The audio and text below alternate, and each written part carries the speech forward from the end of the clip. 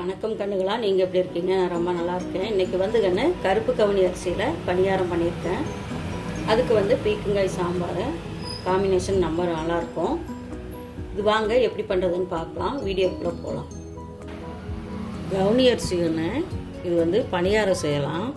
இதுக்கு அளவுகள் என்னென்னு பார்த்துடலாம். இப்போது இதில் வந்து 2 கப் எடுத்துக்கலாம். கவுனி அரிசி 2 எடுத்துருக்கேன். சாப்பாட்டு பச்சரிசி எடுத்துருக்கேன். நீங்கள் ரேஷன் அரிசி வேணாலும் எடுத்துக்கலாம்.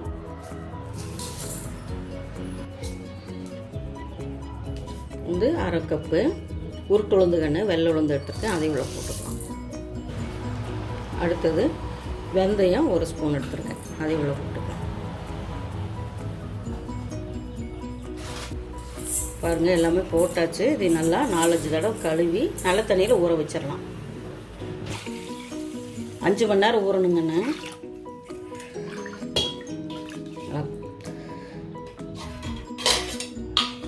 தட்டு போட்டு மூடி வச்சிடலாம். பாருங்க, நல்லா ஊறிடுச்சு.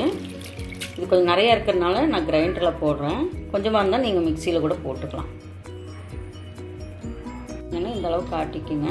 இது கூட உப்பு போட்டுக்கலாம். தேவையான அளவு போட்டுட்டு நல்லா கரண்டி விட்டு கலக்கி வச்சிடலாம். மூடி போட்டு நல்லா மூடி வச்சுருங்க.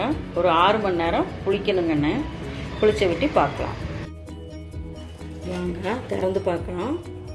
பாருங்கள் எவ்வளோ நல்லா புளிச்சிருக்குன்ட்டு.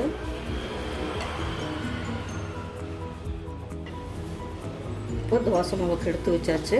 நம்ம பணியாரத்துக்கு ரெடி பண்ணிக்கலாம். நெய் ஊற்றிக்கலாம். ஒரு 2 கரண்டி ஊற்றிக்கலாம்.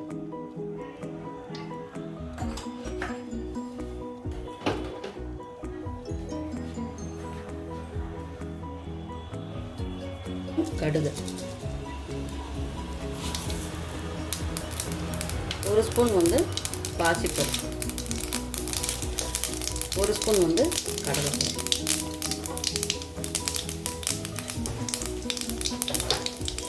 நல்லா செவக்கட்டும்.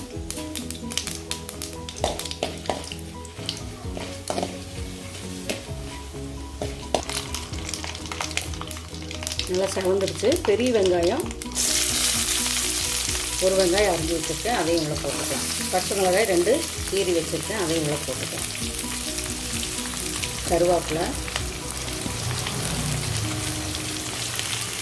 நல்லா வணங்கட்டும்.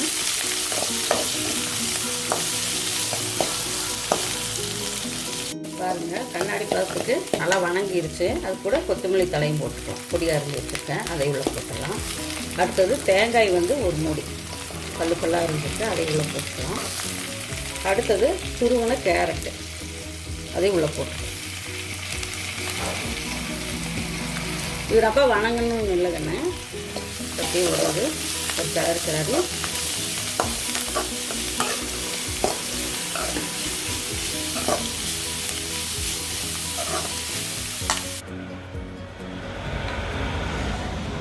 பாருங்கண்ணே, மாவில் அப்படியே எடுத்து கொட்டிடலாம்.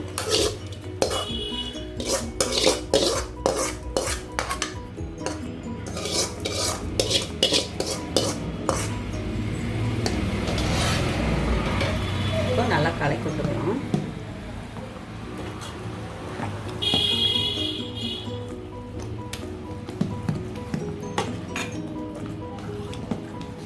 பாருங்கன்னா மாவு இந்த பக்குவத்துக்கு இருக்கணும். ஊற்றிக்கலாம்.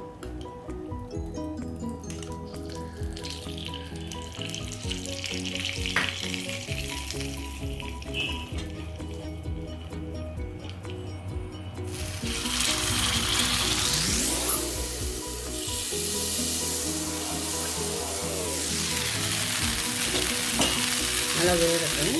மூடி வச்சிடலாம். வாங்கன்னு திறந்து பார்க்கலாம். திருப்பி போட்டுக்கலாம். அதுவாக கையில் பிடிச்சிக்கணும்.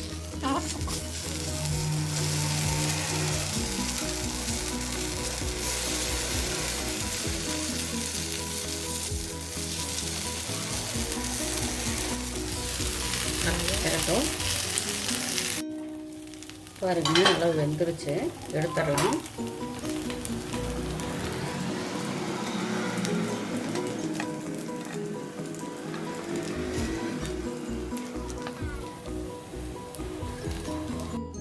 பாருங்க கருப்பு கவுனி அரிசி பணியாரம் சூப்பராக ரெடி ஆயிருச்சு. இது குழம்போடு தொட்டு சாப்பிடும்போது ரொம்ப நல்லா இருக்கும். உடம்புக்கு ரொம்ப நல்லது கண்ணு.